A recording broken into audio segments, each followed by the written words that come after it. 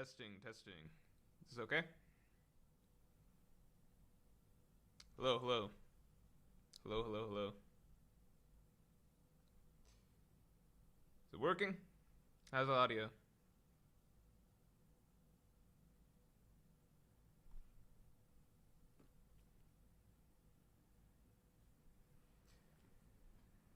Is the audio good?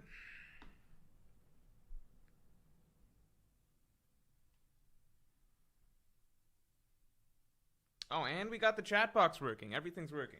Alright, good shit. Too quiet? No, it should be good. It should be good. Hello, hello. Yeah, the audio should be good. I can raise it a little bit. How about now? This okay?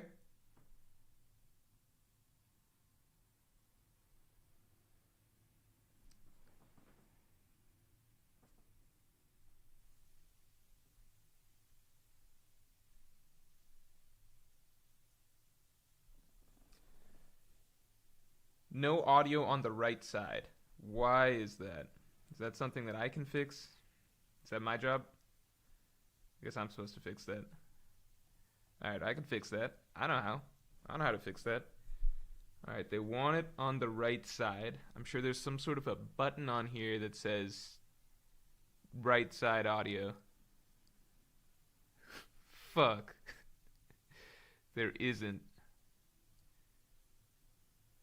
It's probably good enough. It's probably good enough, right? Right? It's probably good enough. Fuck, why is there no right side audio? This is annoying me now. Wait, Sir Taka says he has it on both sides. Change from mono to stereo? I can probably do that. Okay, hold on. I can do that. I kind of remember how to do that.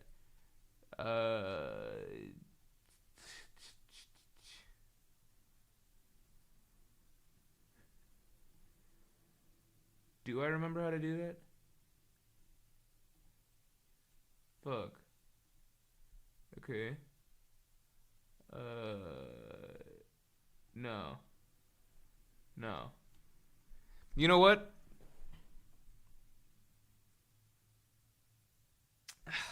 Fuck.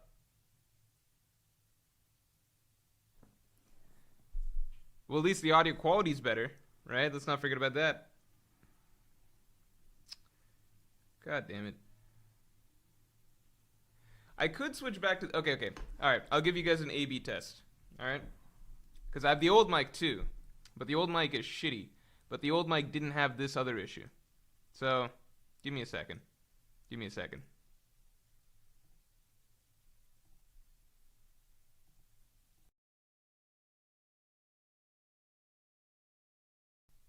Hello. Testing. How do you guys like this one? How's this one treating you? Wait, is it the same thing?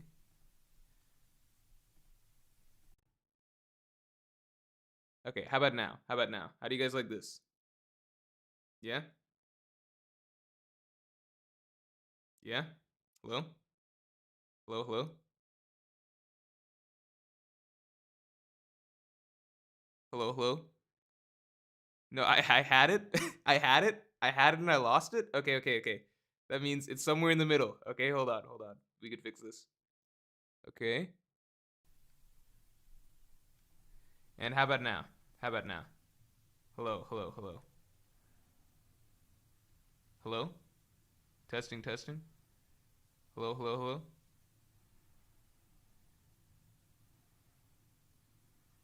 I feel like I see the chat delayed, so I feel like I ruined it. It's the same? Hello? No. Okay. We're going back. Fine. We're going back. All right. We're going back. All right.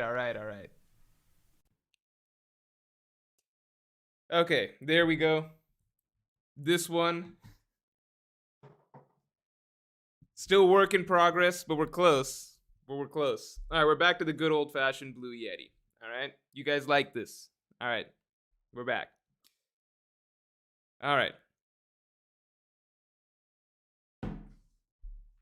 Okay, everybody. Today we got an interesting stream.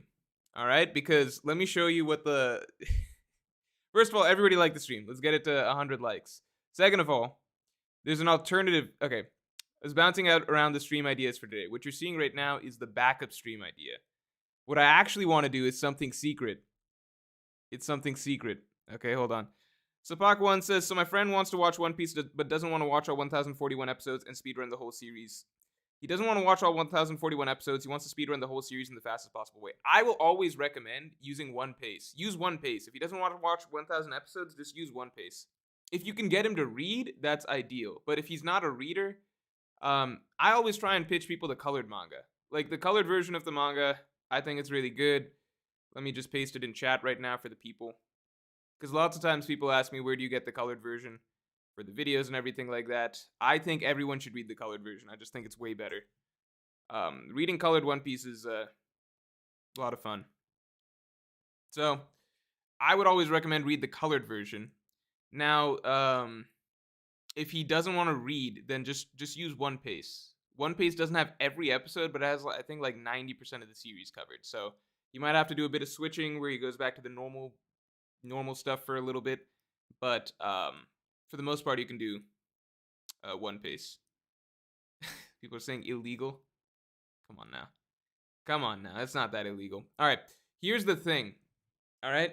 So we have a stream. We can do the mainstream idea. But what I actually want to do is something that I think nobody will like, but maybe everyone will love. Does that make sense? All right. Let me give you a sneak peek of what I actually want to do. All right. This is the actual. Okay. Guess I do probably do share screen, right? Okay.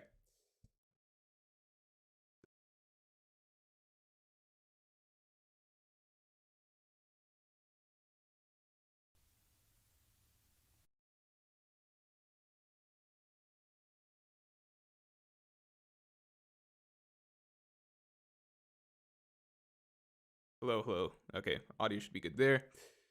Yeah, okay. Check this out. This is what I actually want to do. All right, you see this? This is what I would like to do if I had things my way. I'm probably just gonna do it. So we'll tear through the mainstream idea real quick. We'll just get that one out of the way. But right now, I kind of want to do. We can do a vote. Who doesn't understand what this is? Who doesn't understand what they're looking at? I think it's pretty self-explanatory. Who doesn't get it? Show of hands. Who gets it? Who doesn't get it? You guys understand? You understand the concept? You understand what we're trying to do here? Who gets it?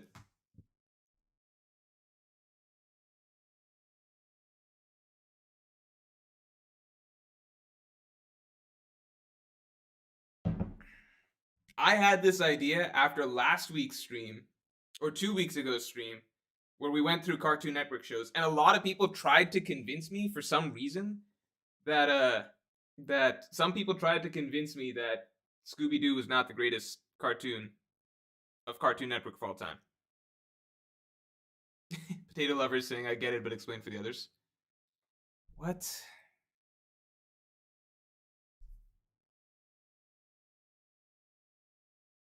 Okay, mic should be fixed now.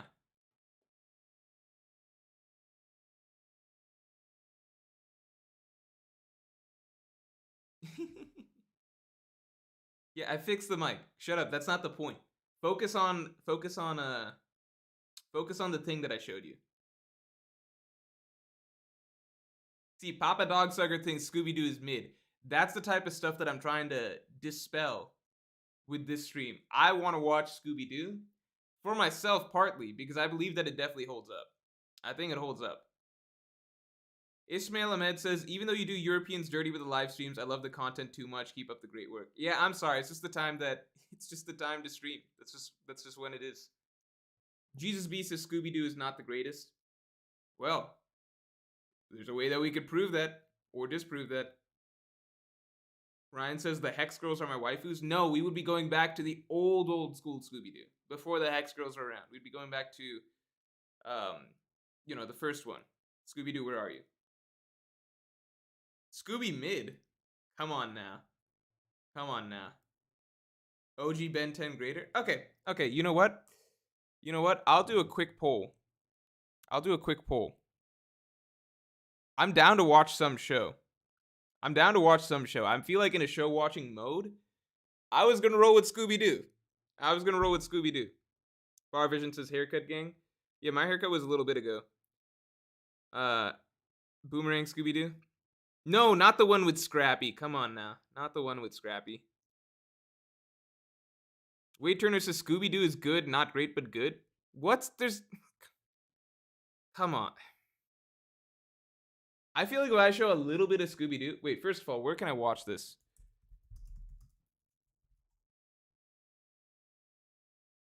Oh, I can just watch it on Netflix?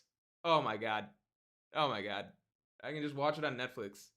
It's over. This is happening. Shit. What's my dad's password for Netflix?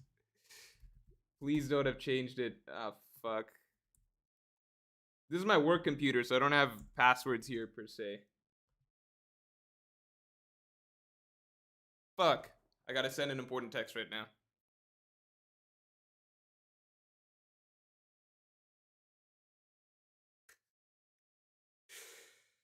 One sec. Let me send an important text to my emergency text to my family.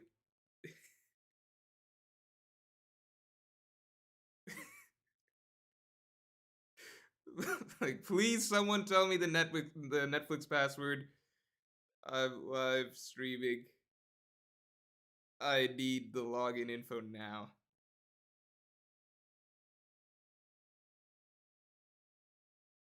All right.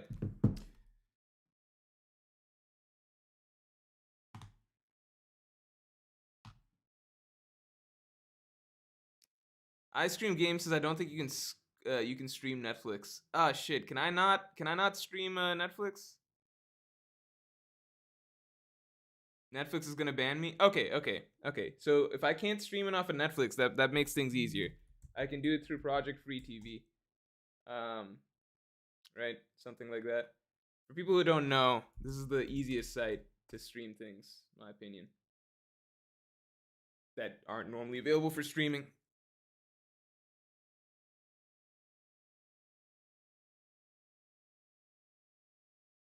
Sabian Rob says, "Damn, no One Piece stream." All right, we can do the One Piece thing.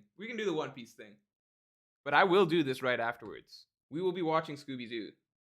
We'll be watching Scooby Doo soon afterwards. Shit. Do they not have like the old school Scooby Doo? They've got some weird shit. I don't know anything about the new school stuff, like what they've been doing since like the 2010s or whatever, or like late 2000s. All I know is the old classic, you know. I know the old classics, and I like the movies and stuff like that. But I don't like. I don't really. I'm not familiar with the new stuff. I think I'll be able to find it. if I need to. Okay, let's do the other stream. Idea. We can do the other stream idea. Guys, let's get the stream likes to 100. We're almost at 100. Check YouTube. HBO Max. I don't know. People asking Wano analysis. Yeah, again, so goal for Wano analysis right now. Is basically trying to get it out. If you guys remember, there was the Marine Ford video last year that I got out basically during the break period between end of the year. You know how there's a large gap in terms of chapters and things like that. So I got the Marine Ford video out during that gap. I'm trying to get the Wano video out during that gap as well. That's the hope.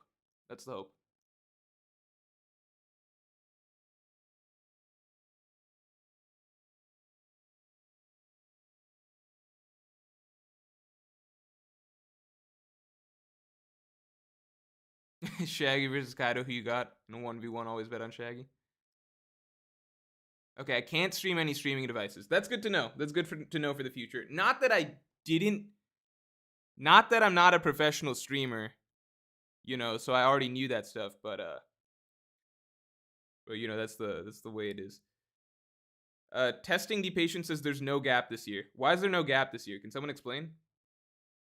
I actually need to know that information. Why is there no Gap this year?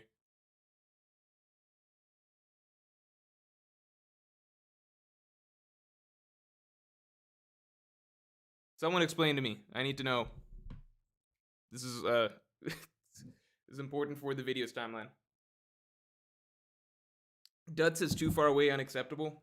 The thing is, like, it's hard. It's hard. There's like a lot to talk about. Like, okay, here's the thing. When I do videos that are saying good stuff about One Piece, it's easy because most people are gonna eat it up regardless, right? The Marine Ford video still took a fucking long ass time, and that was me explaining why I really, really like the arc and all of the good things I thought about the arc, right? If I'm putting out a video that's me not enjoying the arc as much and me having some points that I dislike about it, then I gotta put in, it's like double the work almost, because you gotta be extra careful in terms of how you phrase things so that you don't make people think that you hate One Piece or something. Like, I don't want to get comments that are like, drop the series or like blah blah blah. Like that's the thing. So I gotta be extra nice while doing it, which makes it a huge pain in the ass. Tuna subs, and it means that I also have to like, so I reread Wano. I'm gonna have to reread Wano just to like fucking cross my T's and Q's and stuff like that, or you cross Q. You know what I'm talking about. I just got to make sure that I'm not like, I don't want to be something like, oh, there were no lines from Yamato that were like blah blah blah or something, and then somebody's like, well, actually, what about in chapter something something something, and then Yamato said this or something like that, and it's like, okay, fuck. So I reread Wano once, and I have to re-skim Wano, and that's a pain. Tune-Up Sub says, regular show, the best Cartoon Network show. No, that's like some new, I don't trust the new school Cartoon Network shit. I don't believe in it. You know? All I can say, isn't Cartoon Network shutting down? Right? Isn't Cartoon Network shutting down? So how good could the new stuff have been? I know Cartoon Network shutting down. Okay, it says it's not shutting down. Says it's not shutting down, but all I'll say is that during my era, when I watched Cartoon Network, there were never any rumors about it shutting down. Never any rumors or anything like that. It was at the peak of its powers. Grim Adventures of Billy and Mandy, Codename Kids Next Door, stuff like that, right? It was at the peak of its powers, right? Even stuff a little bit after, like Chowder, I'm on board with. Stuff that gets into, I don't know, the talking bird and the raccoon and things like that. I don't know about that stuff. I haven't tried watching it, but I'm very skeptical. Hawkbox says, I'd love you to compare Naruto / Bleach / One Piece power scale. Oh yeah, wait, let me get into the what do you call, the actual topic of the thing. Regular show is new school. When did it start? Show. When did regular show start? Yeah, it started like 2010. That's new school. To me. Keep in mind, I'm not watching Cartoon Network as like an adult or like once I'm in high school, I'm not really watching Cartoon Network. Brim says, RIP my super chat. No, I'll get your super chat, Brim. What happened to it? What did you do to it? You got rid of it? Brim says, looking fresh, Morj. Thanks. I appreciate it, Brim. Promise I didn't skip that on purpose. I'd read that one twice if I could. Regular show was peak? No, come on now. The stuff that I watched was peak. Don't tell me that this new stuff was better, because then I'll feel like I gotta... Fuck, what if I reacted to the regular show? That could be fun. No, I'd rather just pretend it's bad without giving it a shot. I'll stick to doing that. Yeah, I think I'll stick to that. That sounds like the better of the two options. I'm curious. I feel like it depends. You know what? Anybody's gonna always feel like the stuff that they grew up with was the best, right? I don't think that that's uncommon, and people will always be wary of new stuff, right? Isn't that just always gonna be the case? That's kind of like why, yeah, it's same stuff for sports arguments, etc., right? That's just how everybody works. You're not just gonna be like, oh, the stuff I didn't watch is probably better than the stuff that I watched. It's just the way it is. Watch regular show. People actually want me to watch regular show? No, this is upsetting. People want me to watch regular show instead of Scooby-Doo? You're gonna tell me that the parrot and the Tanuki are more significant characters than Scooby-Doo? Come on now. Scooby-Doo has the van. It has the biscuits. It's got Shaggy. arguably a better character than Scooby himself. It's got the normie trio. It's got monsters, fake monsters. Come on, you telling me the regular show? Does the regular show? Do they drive around in a van? They don't drive around in a van in the regular show, do they? Suspasic1 says, you should check out Arcane Episode 1. It's incredible and I hate League of Legends. I decided to watch after they recommended it to you. Not disappointed. No, I believe Arcane's really good. It's just, I haven't taken the time to watch it because there's like a million shows to watch. Okay, let me put out a poll. Regular show versus Scooby-Doo. The thing is, I've never seen regular show, so it would be a more entertaining thing for me to watch, I guess.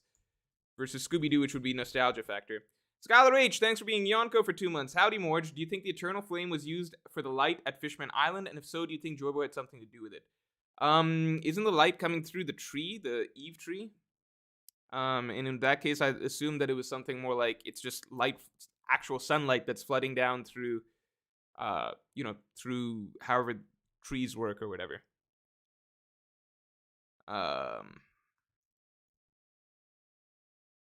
What should I watch? What to watch? Regular show. Scooby-Doo. Now people are just being mean about Did you guys not grow up with Scooby-Doo? I don't get it. What are you guys talking about? Did you guys just not watch Scooby-Doo on TV?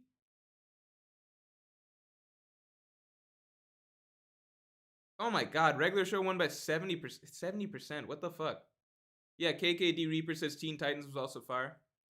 Yeah, Teen Titans was great. Also, when we did the tier list for those Cartoon Network shows, people were like, why didn't you do Avatar The Last Airbender? And at the time, I said that it's because it's too good. It's not fair to rank it among these other shows. But what I should have actually just said is that it's a fucking Nickelodeon show. I forgot about that at that point. Yeah, it's a Nickelodeon show. That's also why it doesn't feature among the top Cartoon Network things. How is everyone... What the fuck? So now I have to watch the regular show?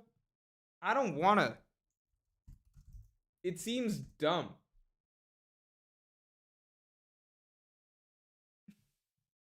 Where would I even watch it? Someone give me a link. I'm gonna do the scheduled content for the stream while you guys, someone find me a link for the regular show. I'm down to watch it. I'm down to try it. Because everyone says it's really good. And if everyone says it's really good, then it's probably somewhat good. I'm curious. Is it okay? I need an idea. I need a general concept. Okay, is it better than SpongeBob?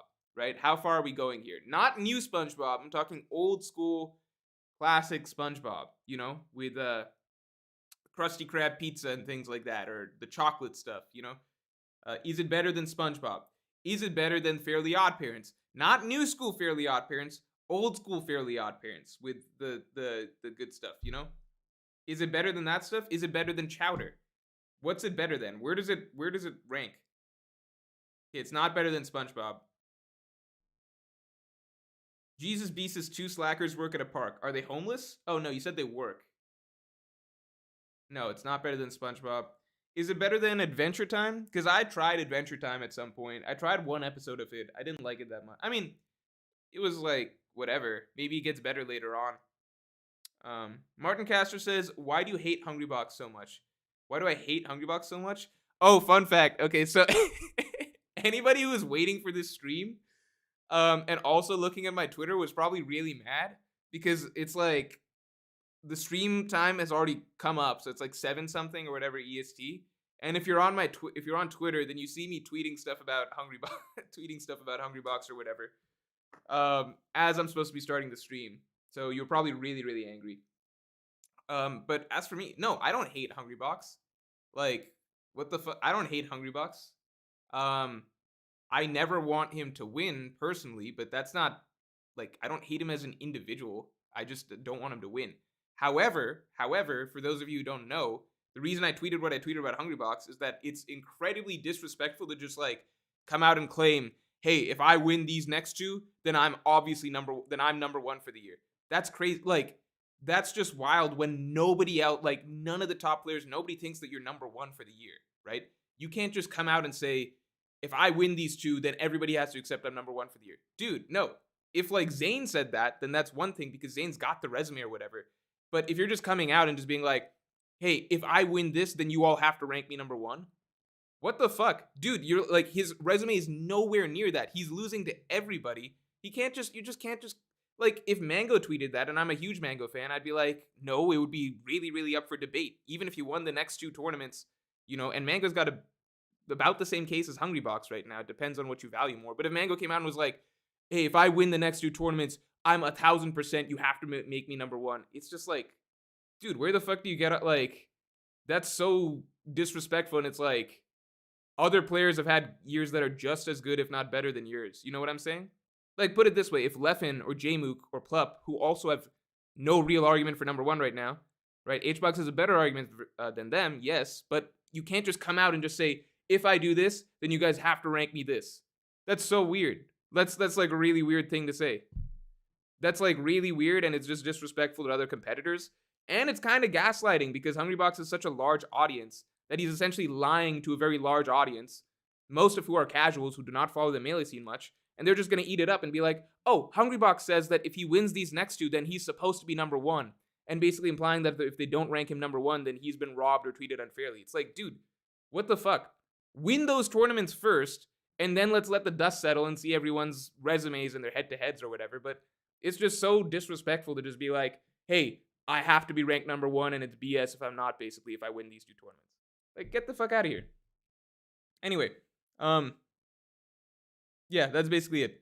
I would think even Zayn, who is like way ahead of the competition right now, even if Zayn came out and tweeted something like that, and I would support that because Zayn's just so obviously ahead of everybody at this point. Like, yeah, if he wins the next two. But for everybody else, it's just like, where the fuck do you get off just declaring that they have to rank you this if you win the next two when your resume is nowhere near making it that definitive, right? It's just like, he's just trying to reframe the entire conversation to exactly how he wants, and if it doesn't go exactly how he wants, then like he's the victim or something like that. I don't know. Where are we at? Noj Fett says Mango did say winning both would make him number one on stream. Yeah, and that's just like a BS thing to say.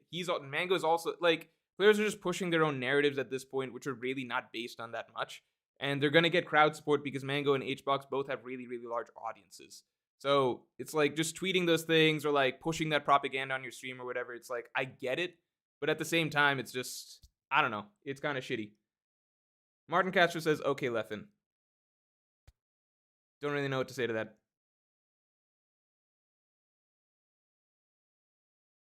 Okay, let's go to the power scaling thing. What was it? How did I get here? Okay. We got it.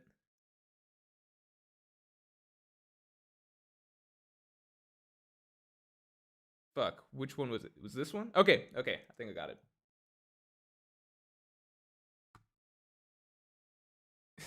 Okay, so I don't know exactly what the rundown for this is. Okay, this is interesting. Here, let me share screen.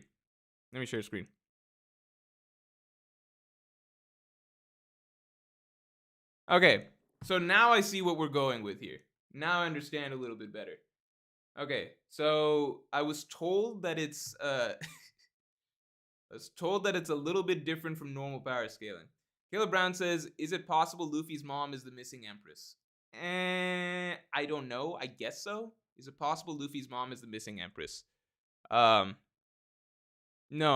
Maybe. Yeah, I guess so.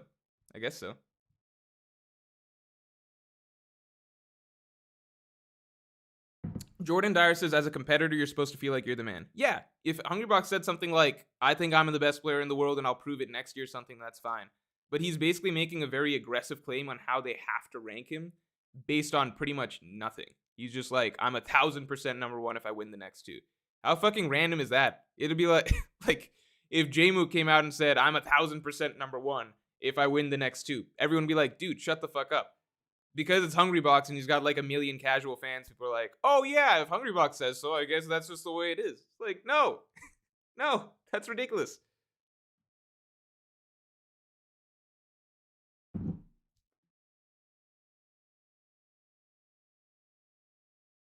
Blackluck says, bro, Morj, how much do I have to pay you to start using challenge?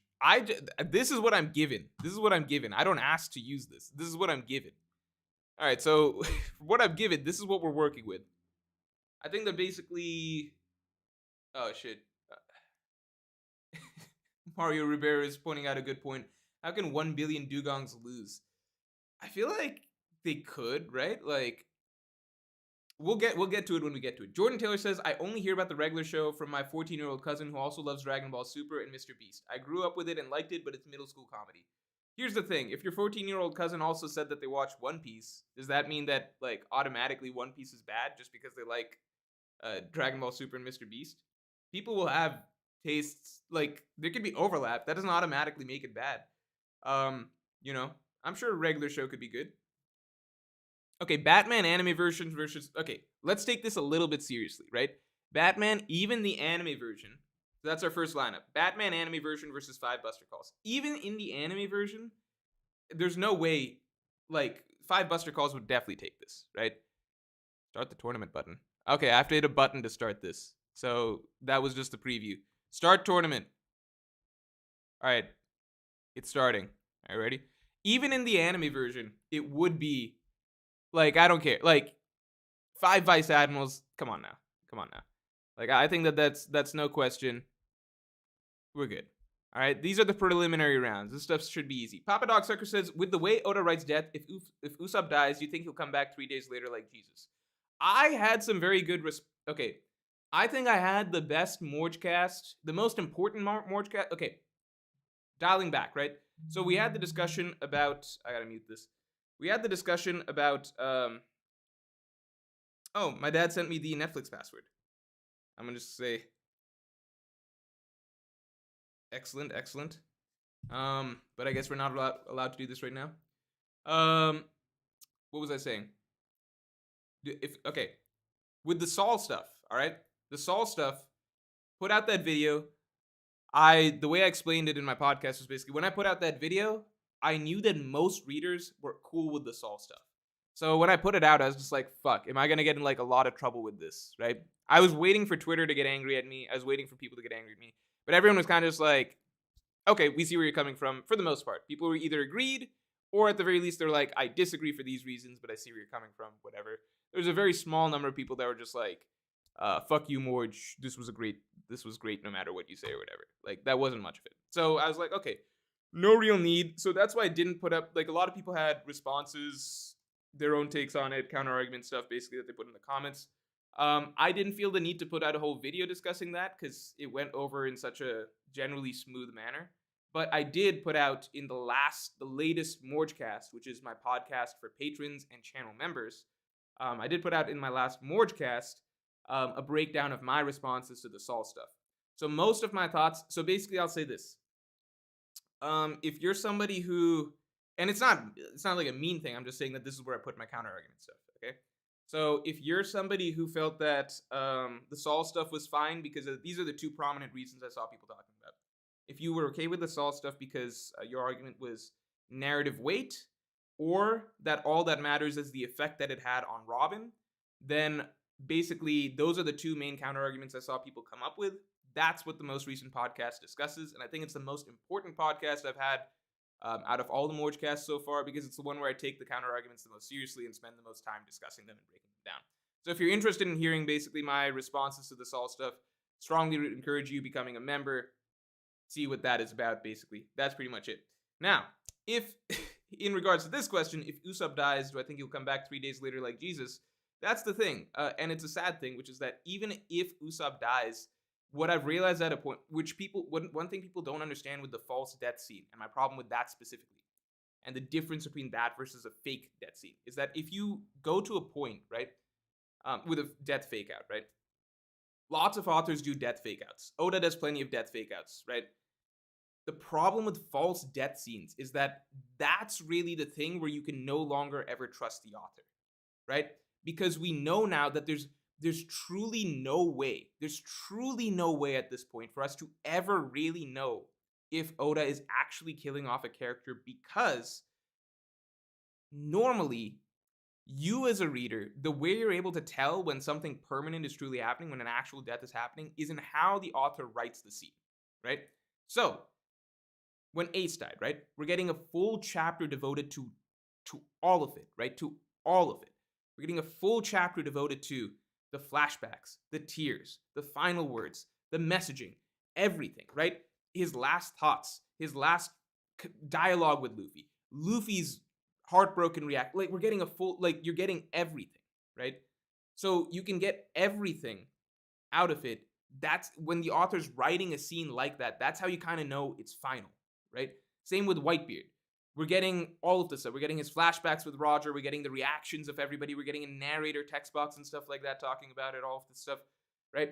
So authors generally, they write scenes in a certain way that you can, they write scenes in a certain way where you are able to tell, okay, the character is killed off permanently, because you would never write the scene in this manner if that wasn't the case, right? But Oda does it and then just doesn't do it, which is bizarre, and it's not something I see from other authors, right? Like, I can't, like, if I read that Pell chapter, there is nothing in there that suggests that it is written to me in any manner other than the character is dead, right? You wouldn't do all of that. You wouldn't jump through all of these hoops. You wouldn't go through the whole gamut of emotions and like pull out all the stops with your writing unless you're killing the character. But now we're at a point, and that's one of the reasons people were like, "Oh, why are you so upset about Saul's death and not like these other characters?" Like, they would throw out other characters, like, "Why are you upset about Saul? Like, Saul's the one I care the least about." Because to me, Saul was the third major false death scene in One Piece, right? I think Pell was the first big one. Then I think Pound was the next really notable one, and now Saul's the third really big one.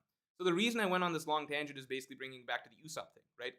At this point, there is no manner in which Oda could write an Usopp death scene that I would truly believe that Usopp is dead. There's nothing that he could do, because like, what is there that he could do that would make me know for sure that Usopp is dead?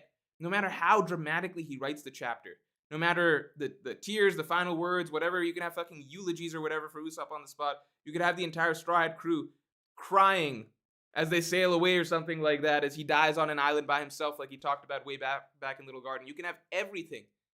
But how am I supposed to know at this point whether Oda really wrote this chapter as a true death scene, or if there was some out planted in there that I don't know about or something like that, and that Oda is just, once again, squeezing out some emotion for the sake of it, and then, 50 chapters later, or at the end of the series, we see Usopp back for the final feast or something. How the fuck are we supposed to know? There's a reason people are still joking about Pedro and stuff like that. It's like, how the fuck do we know? This is the only author that I know of that does this shit on such a regular basis that I don't understand. I'm never gonna know. There's nothing that he can do that will make it like permanent for me. I guess narrator text box. I think that's the only thing. That's the only thing. If you put in narrator text box and it's like, Usopp is dead forever and will never return. If he does that, then I think that could seal a good Usopp death scene for me. But I would need that, because otherwise I'm just gonna be like, what the fuck? That's right. How else would we know? Noah King says you're 100% right about HBox. BTW, would Mango have a chance? I really don't know. I think it's really hard to catch Zane at this point. I do, like, I'm a Mango fan. He's my favorite player. But even I think that, like, it would be, I think he's pushing a him for number one train that is not entirely earned. He would have to, like, win the next, main stage Smash World Tour, but Panda Cup. Like, he would have to win everything. And then maybe he has a chance or something. Like, I don't know. Zane, it also depends on Zane's performance. Maybe Zane does really bad. We'll see. Okay.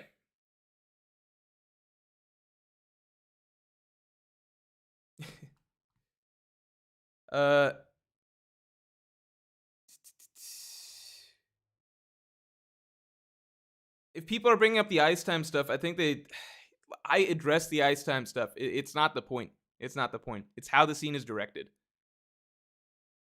Ice time capsule. Anyway, where are we at? I think we're all good here. I'm just seeing if there's anything like, yeah. Nick says Usopp will die and then Brook will awaken his fruit and sacrifice himself. Yeah, I mean, there's always something. I don't know. Ben Junker says Kiku is also a false death. Yeah, it's just that, like, Kiku was a false death, but Kiku's was, like, Kiku's was cringe even if it was a straight up death. That's the thing. Kiku's death was written so, like, the dialogue surrounding Kiku's death it's just cringe for the record, I think Oda's really good at writing like hard hitting dialogue, even without long monologues or anything like that. I think he's one of the best mangaka, at least to me, that's able to write really hard hitting, emotionally moving dialogue without, particularly elaborate or eloquent wording necessary, right? That's why I feel like with Kiku's death, it was just really cringe to me. Even if it was a straight up normal death scene, like Kiku actually died, to me, it's just like Oda stepping out of his comfort zone as a writer, like what he's really good at as a writer, to go for some really weirdly flowery Shakespearean shit that has no place in this arc or in this story whatsoever and feels so ridiculously forced for a character that's got like the depth of a cardboard cutout figure or something like that. And he's like writing this shit about the falling snow or something like. It's like, what are we are we not supposed to laugh at this? Is this not supposed to be funny? I don't know. And then to reveal that Kiku didn't even die there, so that makes that whole scene even, like, the dialogue even dumber. I'm just like, fuck. I just ignore that, to be honest. Foxy versus Usopp with prep. Okay, if we're being serious here, yeah, we're gonna be serious here. Like, I'm taking Usopp with prep time, and I think Usopp with prep time is going pretty far in this. We are at the 1 billion Kung Fu Dugongs point. Shit. We are at the 1 billion Kung Fu Dugongs point. I was worried about this. How do I scale? Okay. How do I scale these Dugongs? We know a single Dugong is stronger than Usopp pre-time skip, but weaker than Luffy pre-time skip. How do I scale these Kung Fu Dugongs are one of my favorite parts of Alabasta. Alabasta, I think it had just the right amount of random quirky side shit thrown in. I put the okay, time out. The animals of Alabasta are actually the funniest. Hold on. I think it's like, I feel like it's 181? Am I crazy? 181? I think maybe I'm one chapter off. 180? Treybird says Kinemon was one of the worst cases, especially how they did it in the anime. Dude, because the anime, they just need to suck up time. The anime just needs to suck up time. So any fake death, any false death is going to be milked for all it's worth. I've not seen how they did Kinemon in the anime, but it's just, that's the thing. Like, the anime just needs to suck up time. That's all it needs. That's its only goal. At the end of the day, that's its only goal. It's just to pad out time. All the fancy effects and stuff you see, they're counted by the seconds, by the minutes that it's adding, not by the effect on the viewer. Okay, the animals of Alabasta. I think that this shit was a really fun, like, everybody helped. Okay, hold on. Kung Fu Dugongs helped them. This random crab helped them. The crab was running on water for a second. And then the crab can't run on water. Then I don't know what the fuck this shit is. But then it gets beat up by who? The Kung Fu Dugongs. This is just such a wild roller coaster ride of a chapter. It was as though Oda was just like, you know what? They're all the way here in Rain Base, and they need to somehow get to Aluberna in a like record time. I just gotta make some shit happen. So I don't know if you guys remember how they met this crab. It's because the camel that they befriended in the desert was friends with this crab. And the crab was also a pervert, so he was willing to ride them over to Aluberna because he saw Nami's outfit. So then the pervert camel, helped them out with hooking them up with the crab pervert. And then the crab pervert just got them back to the Kung Fu Dugongs, who just like dragged them all the way over to the last part of it. And then I think we get then to top it off, we get this, which is just, it's just the fucking Power Ranger squad of more super spotted build ducks. They're also the fastest troop in Alabasta. I love their designs too. I feel like do their designs line up with the Straw Hats? Am I crazy here? I don't think so. But like, look at this. Who is this guy? Why does he have this I don't know. This was a fucking acid trip of a chapter. If you read it from start to finish, it's just really bizarre. It's a fun chapter. Anyway, point being, okay, actually, hold on. This was important for some reason, right? This was important. Why was it important? It's also juxtaposed with some really serious shit. Like, look at the beginning of this chapter. Oh my god. That's Luffy back from the dead, right? juxtaposed with some serious shit. The D Tribe, Nico Robin. But then Toto's entire village getting destroyed or whatever. And then in between, we've got this random shit happening, which is just hilarious. Anyway, where are we at? Okay, Kung Fu Dugongs. We're trying to scale them. Okay, so this looks, if I'm eyeballing, I'd say there's about 20 Kung Fu Dugongs, give or take, because there's some in the background, right? So 20 Kung Fu Dugongs can take out this thing. And this thing seemed like a threat to the whole Straw Hat crew. What does that get me to? I'm just gonna go with the Kung Fu Dugongs. I think that one of them's gonna know hockey, right? Does anybody remember that filler episode where there was hockey with with there was like a filler episode with hockey, or sorry, a filler episode with a Kung Fu Dugong that knew hockey, and this was like some new, like in the New World, there was a Kung Fu Dugong that knew hockey. I swear that I'm not imagining this. I think it was between Punk Hazard and Dressrosa. It was the weirdest shit. Okay, hybrid. Okay, Noah Kang says, which of these characters would have conquerors? Which of these characters would have conquerors? Which characters? You didn't list any. Which characters? Batman. I think Usopp out of the characters we've gotten so far. Hybrid says 1 trillion lines versus the sun. Also, am I an innie or an outie? I'm an outie. Wait, am I? No, I'm an innie. Hybrid says 1 trillion lines versus the sun. Pretty sure it's just the sun. I don't think the number of lines is that relevant against the sun. Likanasagi says Armada has a better case for GOAT over Mango. Mango brings the hype, though. Low key, I'm a huge Mango fan. I think last year put our Mango above Armada because I think Mango was essentially rank 1 last year. Like, there was no official rankings, but that doesn't really matter because there was also no official rankings pre-2013, but we all rank people for those years, right? And then the thing is, everybody pretty much, every significant community figure who did rankings that year, like IBW, Crimson Blur, like everybody, they all did their unofficial rankings or whatever, and they all put Mango number 1. And then even PG Stats, they put out a ranking thing last year, unofficial because they're not allowed to do official rankings, but they put a ranking thing for like top players heading into 2022 at the end of 2021, and they ranked Mango number 1. So that was their way of doing unofficial rankings. So essentially, Mango would have been ranked number 1 last year if PG Stats had been allowed to do official rankings, and like clearly the community, everybody voting, etc., all had Mango number 1. So I kind of have Mango at least even with Armada in the GO conversation now, because Mango, like with him being ranked number 1 last year, because he was, it doesn't matter that there weren't a lot of tournaments, because there weren't a lot of tournaments in 2011 or 2012, like the same years that Armada, like you have to apply the same logic, right? Armada did about as much in 2011 and 2012 as Mango did in 2021, but we still give him credit for those years, right? So basically, looking at things overall, Mango has the most years number 1 out of any player. He has the longevity, etc. I'd still say Armada to me is peak dominance over a sustained period of time. So I would say, to me, it's very close. I don't know. I think there's an argument for Mango, but I'm also a Mango fan. I personally give it to Mango, but I'm a Mango fan, so take that as you will. Sugar versus Zunisha is very, very easy. It is just Sugar. There's no argument there. What the fuck is... Unless Zunisha knows hockey, which I don't think so, I think Sugar takes it. Shiki with hockey versus Jack with a named attack.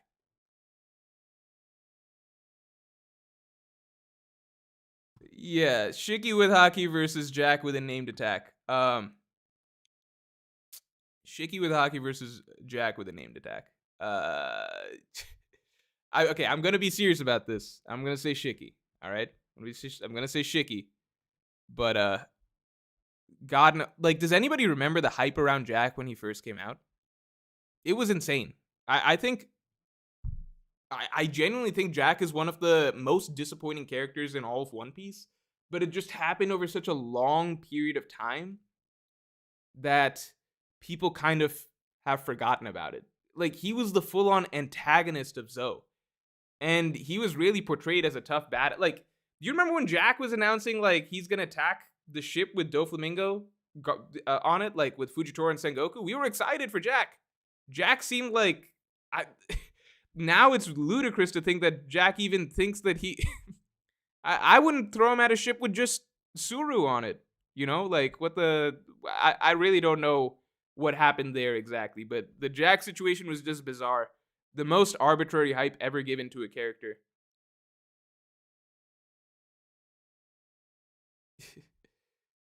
No, the thing with Armada is like, here's what I remember of Armada's period of dominance, which is just that I would expect Armada to win as the default, right? I don't think I've ever had, like in all my time watching Melee, that's never been the case for any other player. I would expect Armada to win by default for the longest time. Even in the year, like people forget this, but Hungrybox was ranked number 1 for 2018. But if you go back and look at Armada versus Hungrybox that year, Armada fucking destroyed him off that year. And Armada actually had a better record tournament-wise at the point that he retired in 2018 than Hungrybox did. So Armada was on his way to being ranked number 1 for 2018 as well, but then he retired. So, and Hungrybox had a close enough record that it didn't really matter, like close enough tournament showing that year basically that he basically sealed the deal after Armada retired and Hungrybox kept winning.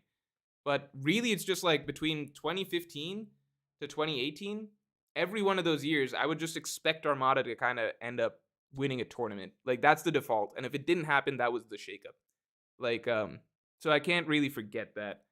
I think Zane's the closest thing I've seen to that since then. But even then, I'm never surprised when Zane doesn't win a tournament. Seraphim Buggy versus San Juan Wolf. See, the thing is that this is interesting because Seraphim Buggy might actually be decked out with some stuff. You know? He might be decked out with some stuff. Papa Dogsucker says HBox post Armada was like that. That's kind of true, but I remember like Leffen basically like started dominating Hungrybox around 2019. Yeah, that's the thing. Like Hungrybox post Armada to me it was weird because it was like I still felt like, well, he's getting to do this and win tournaments by default because Armada is not here.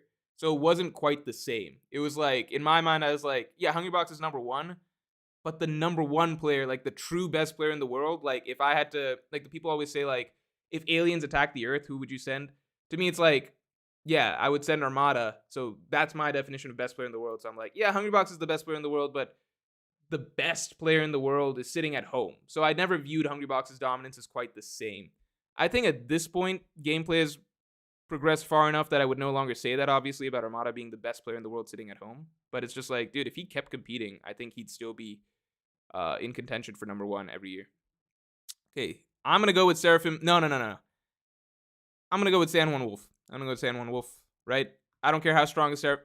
The world government's going to be very confused when Seraphim Buggy is produced and he doesn't do exactly the same amount of work as the other Chichibukai per se. Guys, let's get to 200 likes. We're about there. Blackleg says Hungrybox made Armada retire. The Puff was raining him well. No, see, there's a huge difference between like one player dominated the other so hard that they had to retire versus like Armada just getting bored of the game because he had to keep playing. Like, if you want to say Hungrybox bored Armada to death, then sure. But if you want to talk about like who was actually dominating who, Armada has an amazing record over Hungrybox. And the year that Armada retired, he destroyed Hungrybox. All of that year. He just shat on him. I think his last set against Hungrybox was like a clean 3-0. Like, it was definitely the other way around that Armada frustrated Hungrybox way more than, like, Armada definitely, like, had the edge over Hungrybox way, way, way more. And Hungrybox to date has said that Armada was the hardest player for him to ever play. It's just that for Armada, the game stopped being fun for him, which is entirely fair to think, considering Melee is like Armada is a player that people don't support. He doesn't get, like, the fan love that Mango does, right? There's not a lot of money in it. Like, there's not a lot of money in playing Melee. Armada was just, like, I sympathize with him in that Armada was just having to play. Like, he was having to play just because, like, what reason did he have anymore, right? He's already kicking Hungrybox's ass every time they play, right? He's winning most, like, not most tournaments he enters, but, like, he had the best record in 2018 at the time that he retired tournament-wise. Like, he just wasn't playing for anything anymore. There's no, like, if you want to say, like, Hungrybox made him retire because Hungrybox bored him to death because Armada got so, like, he lost his love for the game having to beat up Jigglypuff every time because that's what he did. He did beat up Jigglypuff most every time. Then I guess you could say that, but that's not the same as, like, it's not the same as, like, Hungrybox dominating him so hard that he made him quit. Bartolomeo says I'm reading things out loud like it's this. Bartolomeo versus Douglas Bullet. Let's move this along. I don't even know. See, I watched Film Z. So I know how strong Bullet is. Perona versus Wapple. We got Perona. Perona's about to go far in this tournament. Brule versus Beppo. I got Beppo Sulong form. Pell versus Ryuma Alive. I got Ryuma. Vegapunk's Muggy Dama. What? What the hell is this? Hawkins with Yu-Gi-Oh deck? That's gonna go far. Hawkins with Yu-Gi-Oh deck is gonna go far. Magellan with Constipation. Done. Gangster Gastino. Done. He's already soloed Katakuri. We don't need to see any more of that. Pluton versus Enel with Armament Hockey. That's interesting. Well, Pluton's just a boat, so I'm going to roll with Enel. Parvision says, wait, Morj watches competitive Smash like that, but didn't play Smash Bros. With us? I watch real Smash. I watch Melee. No, that's not true. I watch Ultimate too. I don't try. Sometimes just like a natural reflex, I'm like, I just say something shitty about Ultimate or something, but I'm like, wait, I also like the game and I like the competitors and I like the players and I like watching. So I don't know why I said it like that. But sometimes it's just off the cuff, you know? I like Ultimate. I think it's a great game. But I don't really play Ultimate per se. Like when I play Smash Ultimate, here's all I do. I pick the best characters, Pyra Mithra. I don't know if they're still considered the best characters, but they're the easiest to use good characters in my opinion, right? Because all of their moves are just like they don't have it. I don't think they have like that crazy character specific stuff that you have to learn about them. Most of their moves are pretty much easy to follow and use because they're all really good moves that just like work well with good fundamentals or whatever. So I just use Pyra and Mithra, and I abuse that they're really good. And then I never really have to learn how to play the game. I'm not good though. Yeah, Andrew Knowles says, didn't Morj lose to Jay? He ain't that good. I didn't just lose to Jay. Okay, wait, let me set the stream. Not the stream, the scene. Let me set the scene. Okay. I don't play Smash Ultimate, and it's a very different game than Melee. Okay, I don't play Smash Ultimate. It's a very different game than Melee. In terms of the physics, how the game handles, the type of stuff, like the way you play is fundamentally different. The way you play is very fundamentally different. Okay. But there's still basic Smash stuff that obviously translates over, right? But I've played Ultimate. I think it's a fun game. On the way to DreamCon, right? So before I show up at their B&B or whatever, they're posting pics and stuff on the group chat and on Twitter or whatever. And 90% of their pics and videos are just them playing, everybody gathered around a TV screen playing Ultimate. 90% of shit is just them sitting around a TV screen playing Smash, okay? So they're in a hyperbolic time chamber for like 4 days, okay? I show up, I haven't played Ultimate in forever. I have taken several shots because I showed up and Virgo's making me drink and stuff like that. Then eventually, Jay's like, they're pulling up Smash or whatever. I forget who challenges who. I don't remember exactly, but like Jay and I just decide to play one-on-one. I load up, I just pick my character. Again, I've not played Ultimate in forever. Jay is cracked out of his mind because he's been playing in essentially 24/7 for the last several days, right? So I sit down to play him. I don't know what I'm in for. I promptly get 3-stocked, and it ends with a spike. So it ends with him spiking me, and I'm very upset. So I put down my controller, I just like leave, and I walk upstairs. And then I go upstairs where nobody else is, and then I just take out my phone and I tweet that Jay's a cheater.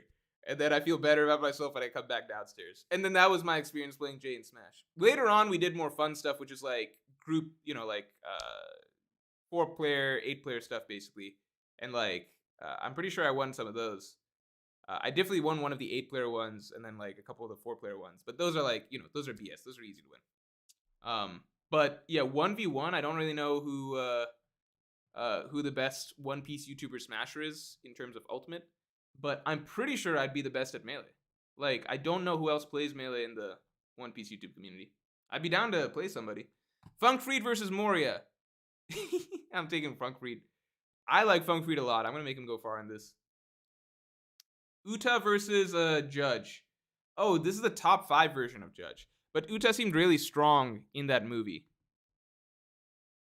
I'm going with Judge.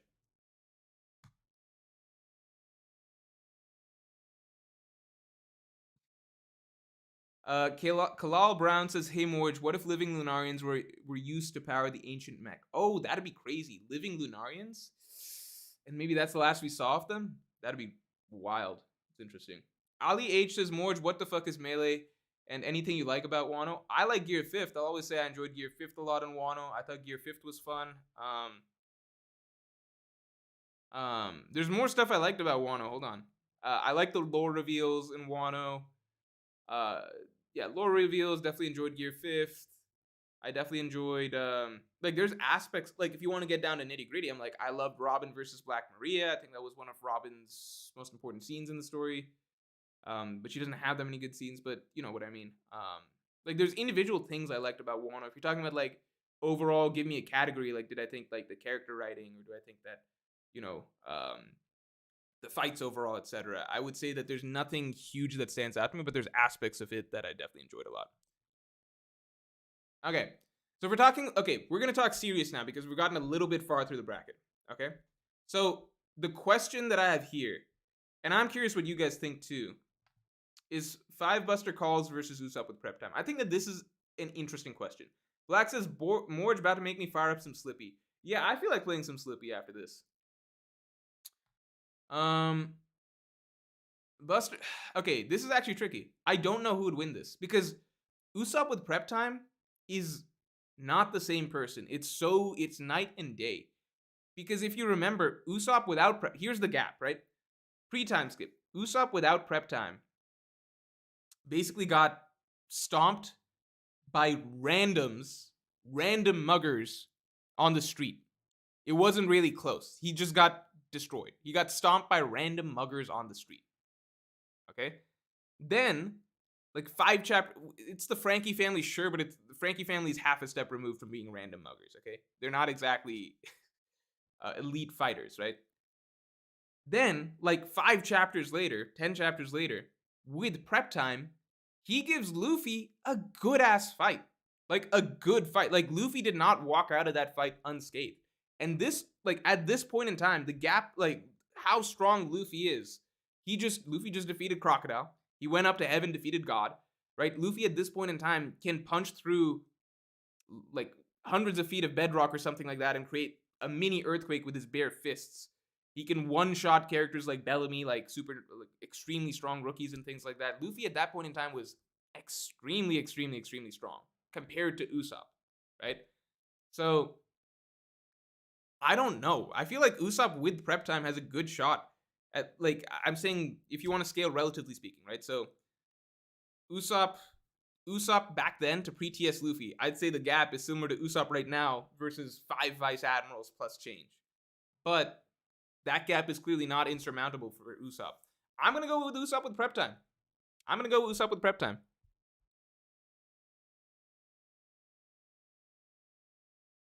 Some bored loser says, God, Usopp is the Batman of One Piece. He low-key is. I don't think One Piece has a true Batman figure. Lots of series have characters that, you know, if you give, like, true chess master type characters that are fighters, Usopp's the closest One Piece has. Because Oda doesn't usually write particularly, like, strategy is not the real goal of his fights, but I like seeing him exercise that creative muscle of his with Usopp because I think Usopp has some of the most fun fights to follow in the series. 1 billion Kung Fu Dugongs versus Sugar is so easy. It's easily the Kung Fu Dugongs because Sugar is not going to be... She does not have the stamina to throw out that many attacks. Like, she would have to throw out so many attacks to take out these like, they would just destroy her, right? They would overwhelm her. She can't touch that many Kung Fu Dugongs. Easy. Also, Usopp might be fucked next round because he did lose to that singular Kung Fu... Okay. He did get soloed by 1 Kung Fu Dugong, but this is Usopp with prep time, and he's, you know, post-time skip and everything. Shiki with Haki versus San Juan Wolf. Let's keep some of the series big boys around. Okay, so Shiki's there. Douglas Bullet versus Perona. We know that Haki does a lot against this type of thing, right? So we can assume now that Haki would make it not work, or ghosts and stuff like that. Beppo in Sulong mode versus Ryuma alive. I'm gonna keep it serious here. I'm gonna say Ryuma. Let's keep it serious. Let's see what's going on. Hawkins with Yu-Gi-Oh! Is my pick to take it all the way. People don't understand. People don't understand. Okay, in card games, right? If you're playing competitive card games, so much of it comes down to what your opening hand is, whether you brick or don't brick, okay? Yu-Gi-Oh is a game where you can create decks that are so consistent. At this point in time, you can create decks that are so consistent that you can get close to your ideal opening hand every time, because cards search for other cards and things like that, right? I think they've made some nerfs to Yu-Gi-Oh or whatever, but at least in the time that I played, if you had decks like Necros or something like that, it was close. It was very, very, very difficult to brick because the consistency of those decks were very high, and the effects and the boards that you could create with like a well-made Yu-Gi-Oh deck is just insane. Okay. I honestly, if Hawkins had a Yu-Gi-Oh deck, that means that he doesn't have to do this bullshit carrot card stuff where he like, the way Hawkins fights is so fucking frustrating. It's crazy. It's crazy. I think I've talked about this before, but it actually makes me so upset because the potential was so high. Okay, in theory, right? So you've got a character that, based on the cards that they draw, they can get really good effects or something, right? So in theory, the character that you're writing is something of an RNG god, where yeah, sometimes they're gonna brick, but sometimes they get cards that have really good effects, and maybe those effects stack on other effects, and then suddenly you can spiral into drawing a really good card or something like that, and this card puts you well above your normal means in terms of how you are as a fighter, right? That's what you kind of think of when we got Hawkins' ability. But the way Hawkins' ability actually turns out it uses is that Hawkins needs to, okay, if Hawkins, it's like he had, how do I explain this? It's like he has the potential, if he needs to draw the correct cards just to do basic shit. And if he draws everything that he would really like to draw, then he's basically a normal fighter.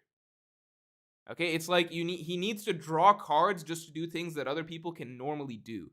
So it's more of a disability than anything else, right? It's more so like he's a handicapped fighter than a fighter with like some insane RNG potential. So what I mean by that is kind of, he draws a card, and this card allows him to summon this giant monster thing, right? Cool. But he's not allowed to use said monster thing unless he draws some other card that lets him do it, right? So it's kind of like he's not allowed to fight unless through sheer chance he draws something that allows him to fight. To me, that's a disability. That's like a handicapped person. No offense to handicapped people, but you guys understand what I think you guys get what I'm getting at here, right?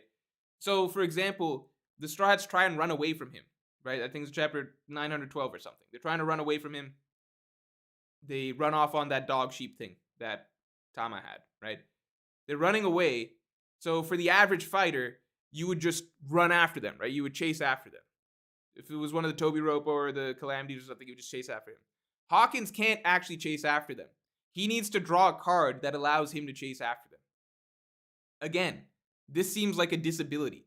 It seems like he needs to draw cards in order to be able to do things that a normal person can do. I just don't understand it. I really don't understand. I don't understand what Oda was going for there exactly. And then if he gets all of his cards properly, right? One of his cards, by the way, was a bad luck card that he drew over the course of that, which was like something reversed. He was like, fuck, this means that they're going to get assistance from an outside source.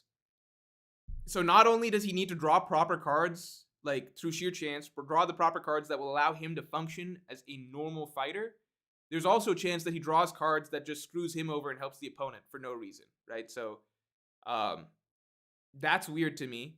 And so the monster, the voodoo doll, chases after the Straw Hats. It's close to getting them. It's very close to getting them.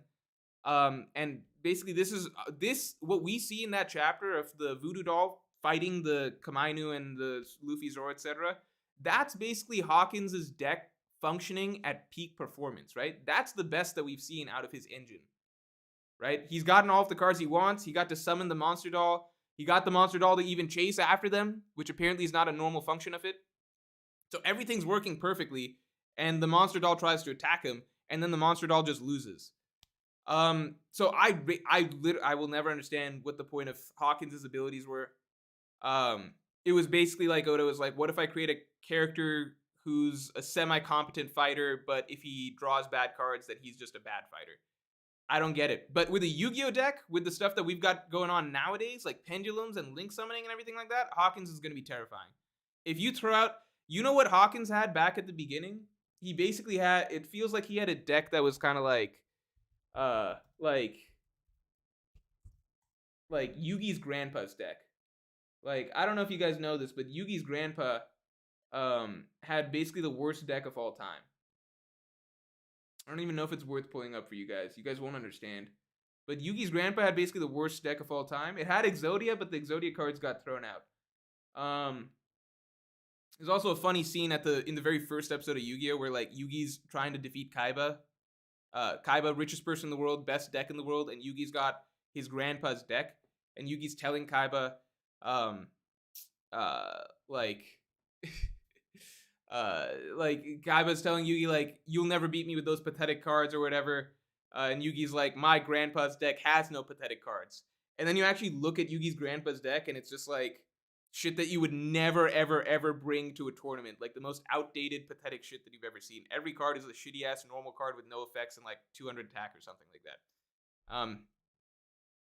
Yu-Gi-Oh fans will know what I'm talking about. Other people don't really know why that's a bad thing. Gangster Gastino versus NL with Armament Hockey. No, NL with Armament Hockey, I still scale below Katakuri, and Gangster Gastino obviously scales above Katakuri, as proven in the manga. Gangster Gastino, as far as we know, is above Katakuri and Oven together. So however you think of that. Funk Feed versus Judge Top 5. I got the elephant. All right. Okay, we're getting to the important stuff now. This is legitimately difficult, and I want some chat input on this. How would Usopp with Prep Time do? How would Usopp with Prep Time do versus 1 billion Kung Fu Dugongs? Oh, was it useless cards? His grandpa's deck has. It was just really funny to me because Yugi said something like, my grandpa's deck has no pathetic cards, and then he summons a pathetic card like that immediately gets destroyed or something, and he does this for like 4 turns straight till he lucks into drawing all pieces of Exodia, and it's like, wow, Yugi, you're such a skilled duelist.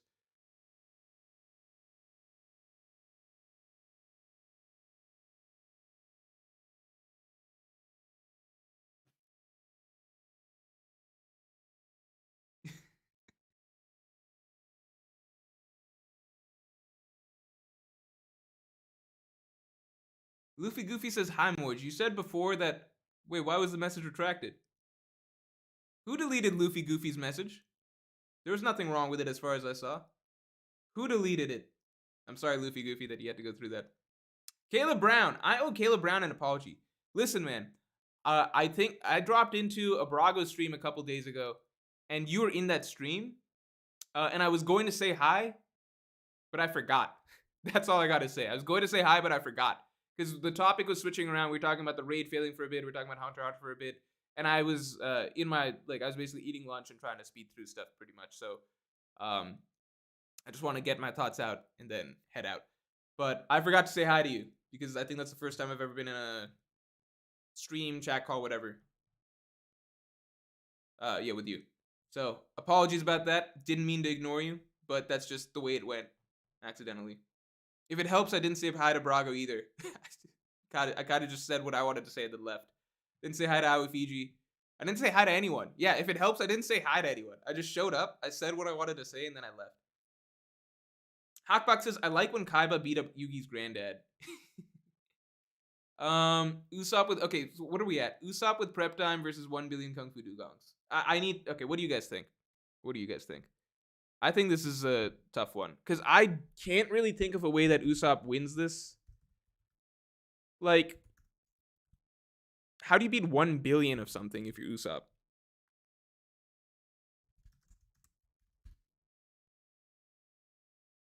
A billion's a lot.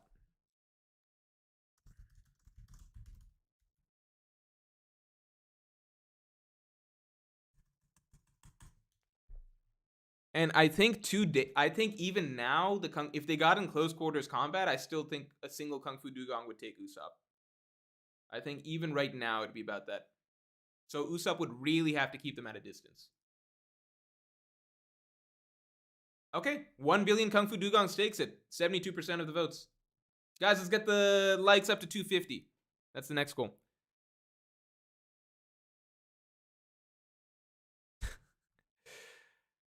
All right. Tom, thanks for being a Yonko member for a couple months. I haven't been to a stream in a while, it feels like. Anyway, on the topic of power scaling, can you do a top 30 stream with BD and Cole? It'd be hilarious. Dude, we did that power scaling stream. That was one of the most fun collabs I've ever done. It got very, very heated. A top 30 with them would be very controversial. I could consider it. The thing is, Brago already does a top 30 to round out the year. And I don't want to rank, like, how many top 30s do we need in the community? Tom says Usopp can make anti-Kung Fu Dugong spray. I don't know if that's a thing. Shiki with Haki versus Douglas Bullet. Wait, this is like an actual question. Hold on. For the first time, we've got like an actual... Okay, this is basically who do you think is stronger, Shiki or Douglas Bullet? Shiki don't use his movie version. Shiki use what we know from the manga about Shiki, right? Use what we know about the manga to scale Shiki. Douglas Bullet, I don't really know what I guess Douglas Bullet, I guess, use the movie. But Shiki, I'd say don't use the movie. Just Douglas Bullet versus Shiki. And Douglas Bullet is open to interpretation for you guys. Shiki is not movie version. Shiki's the other thing, the manga.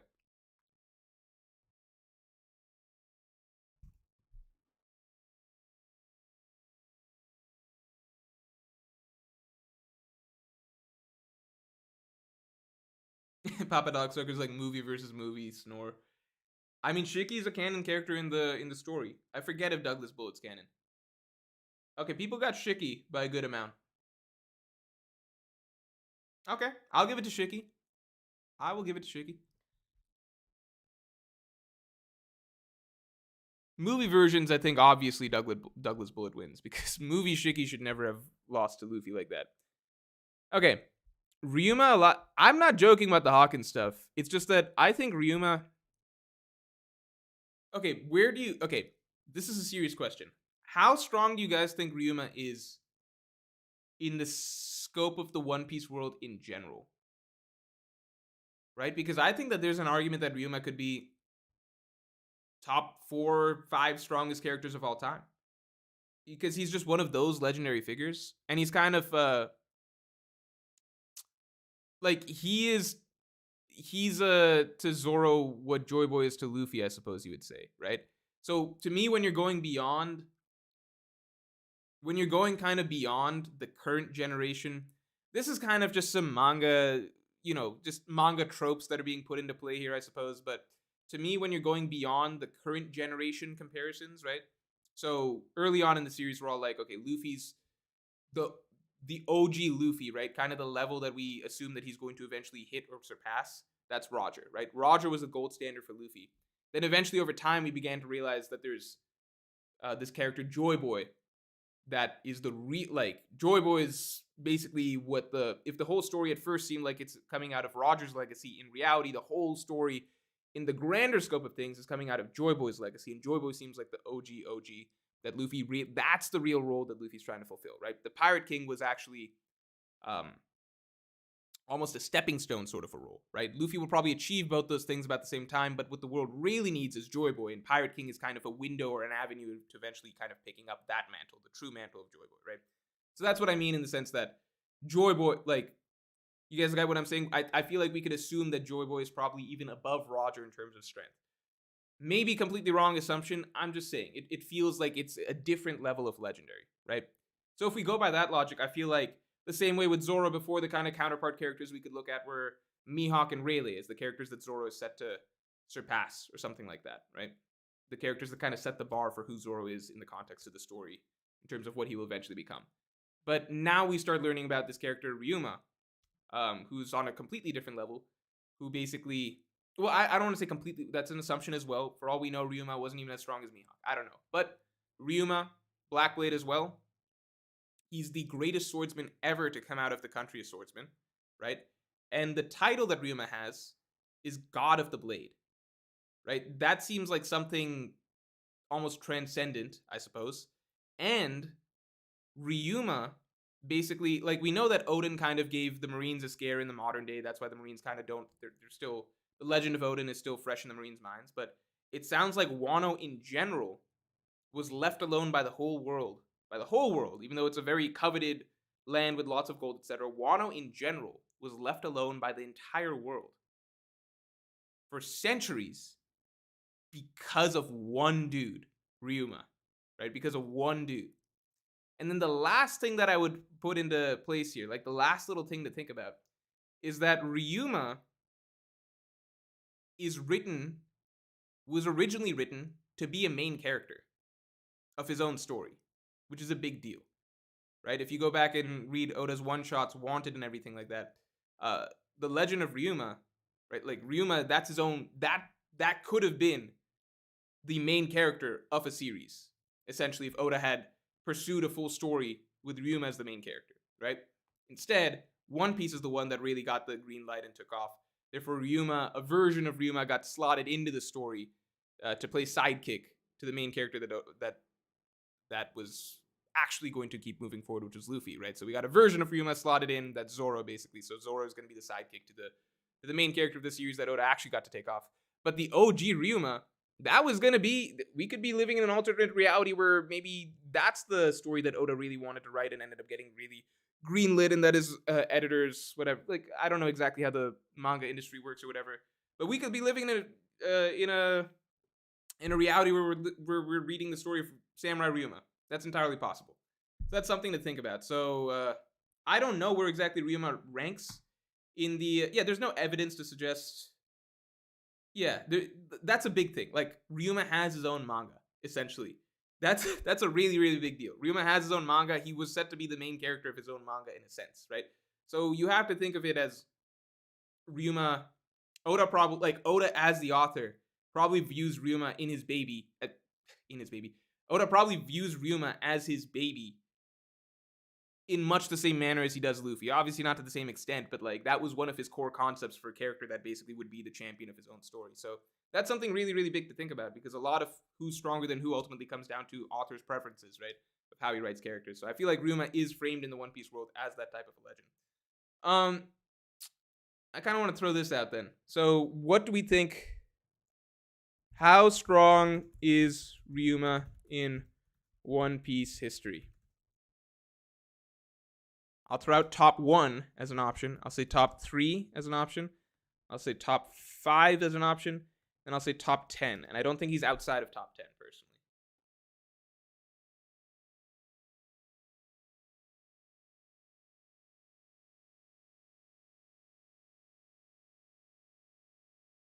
I think Ryuma would destroy Mihawk. Just by the simple logic of like Ryuma seems like Zoro before Zoro, right? So if he's Zoro before Zoro, we know Zoro end of story is eventually going to be stronger than Mihawk, guaranteed.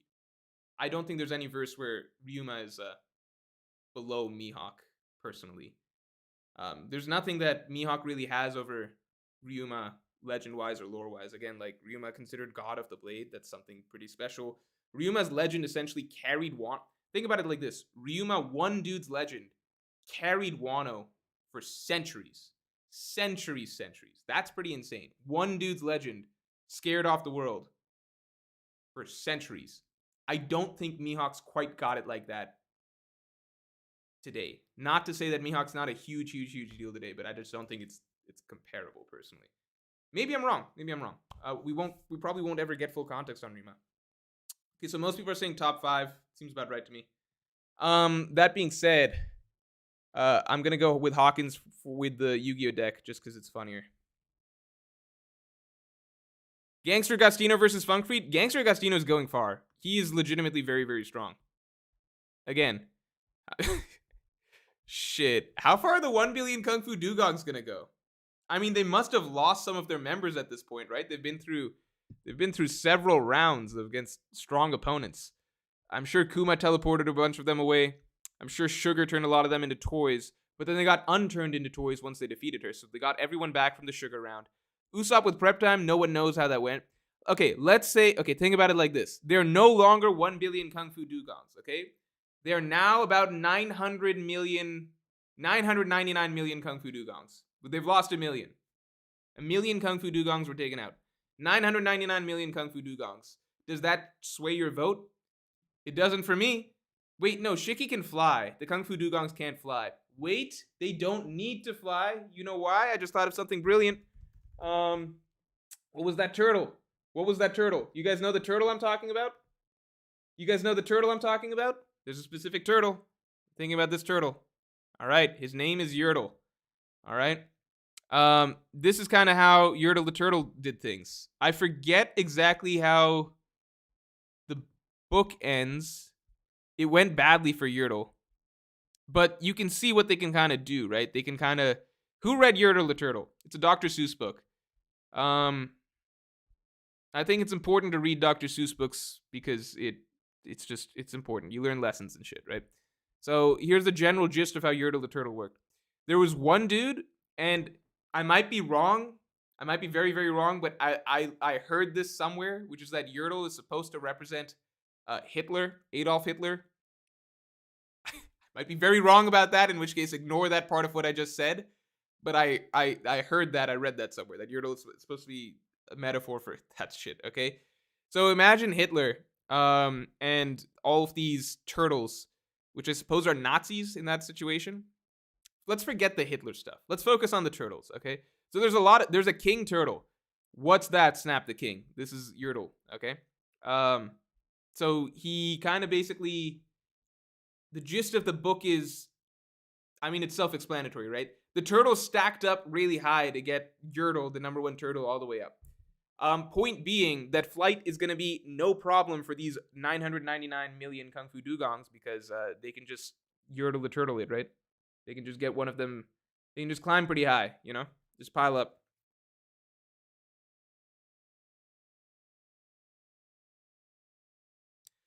All right. Dripty Sauce says, oh no, Caleb Brown says Dr. Seuss better foreshadowing than Oda. What was the foreshadowing there? I must have missed it. Am I right about the? Hold on.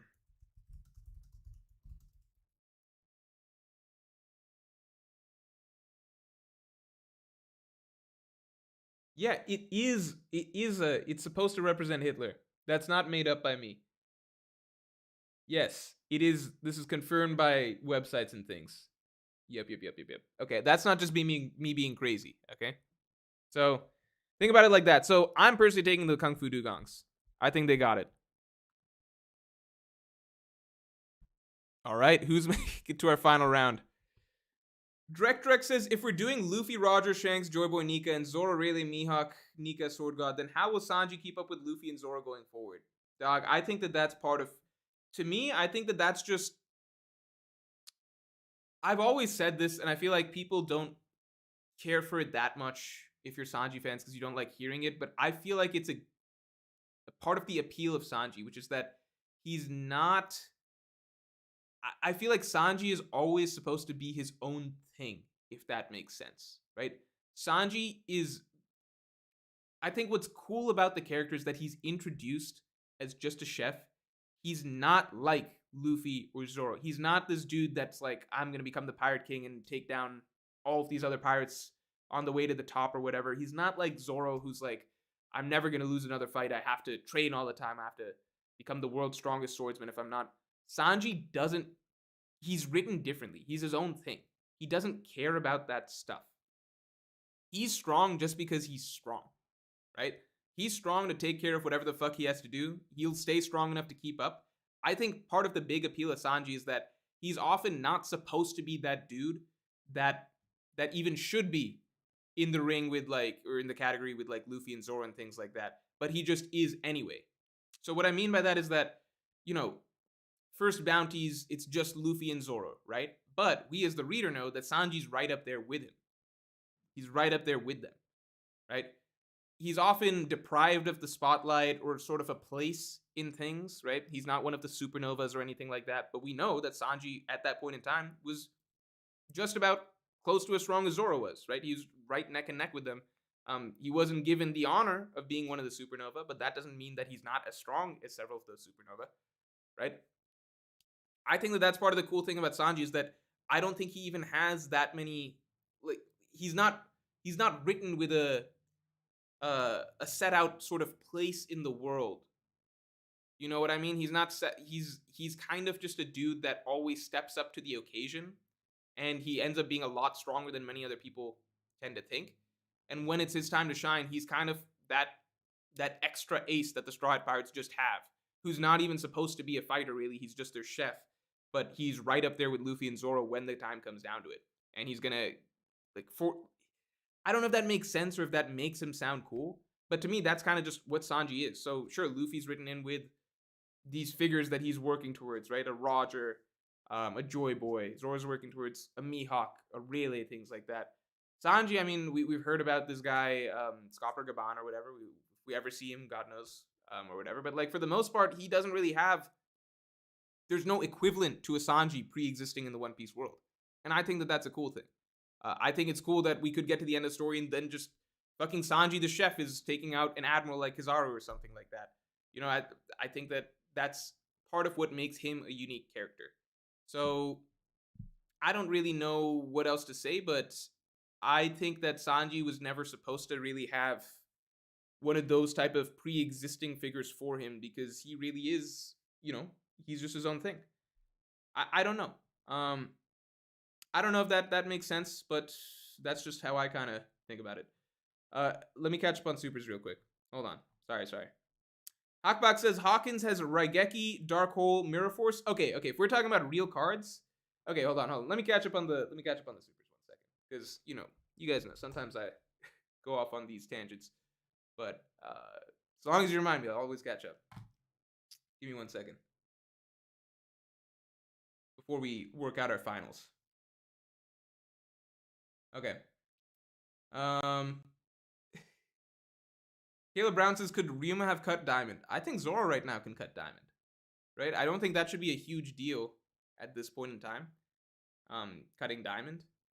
Now, if you want to say a character with Diamond and Haki, I suppose that's probably a different situation, but I don't think Diamond on its own should be something that Zoro can't cut right now, right?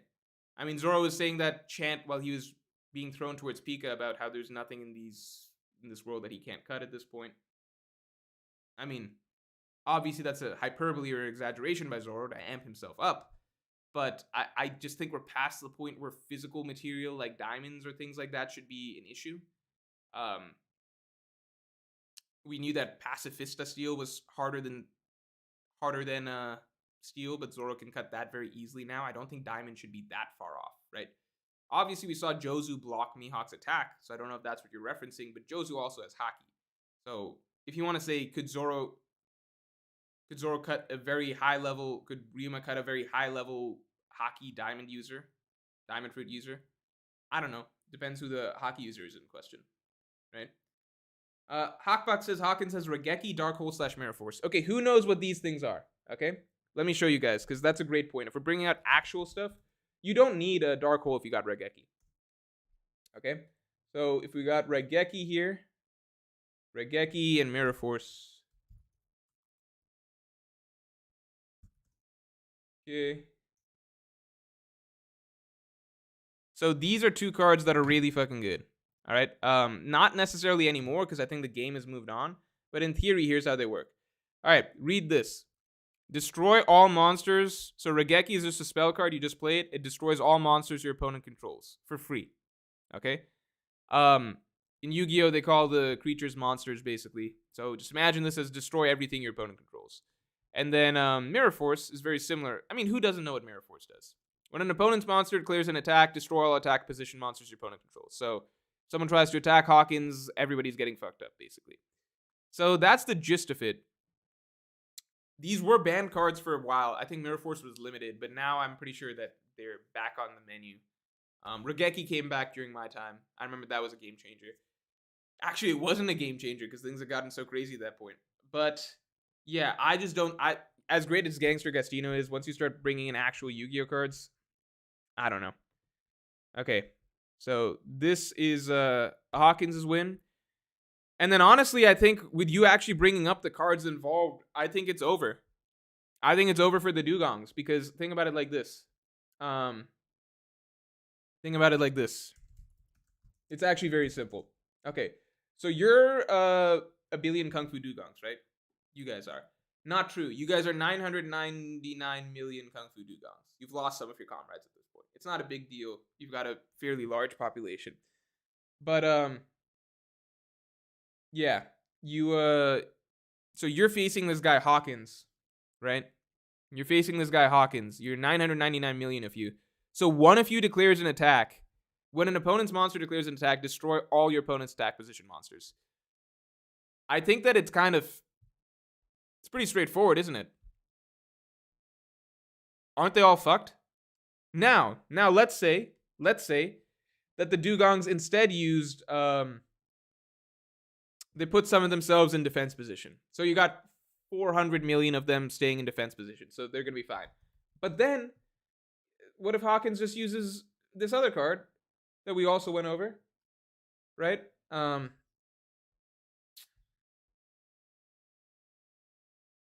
Like what if why doesn't he just use this then?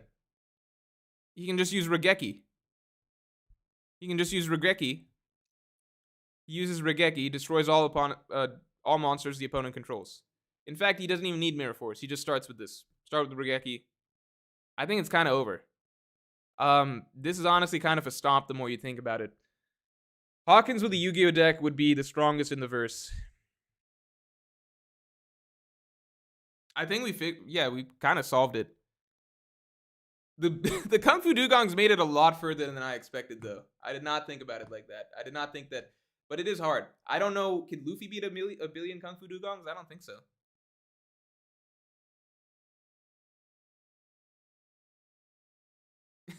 Libertarian Lemonist Rant says, according to Morj, Yu-Gi-Oh cards will beat all One Piece characters. I mean, I'm just reading what they say. I'm just reading what the cards say. Here's the thing. It could be a little bit matchup based because it's like, okay, well, what if stuff like Regeki doesn't work on characters with Haki, right? That's fine. But these Dugongs don't fucking know Haki, do they? They've been getting through all of these rounds so far just by overwhelming the opponents through sheer numbers, right? But once you go up against an opponent like Hawkins, who can just destroy you with Regeki, right? A board wipe. None of them have Haki, so it doesn't really matter how many of them there are, right? In fact, I would go so far as this. Imagine instead of 999 million Kung Fu Dugongs, they had their full 1 billion Kung Fu Dugongs. So they get that extra million back. Even then, I would say that Hawkins could clear them with Regeki. Even then. I would go this far. I'd say if there were 2 billion Kung Fu Dugongs, I think Hawkins could clear them with Regeki. I would say if there were 3 billion, you guys get where I'm going, right? The number is not the problem here. Oh, let me catch up on the supers. If they learn Haki, then it's a different story.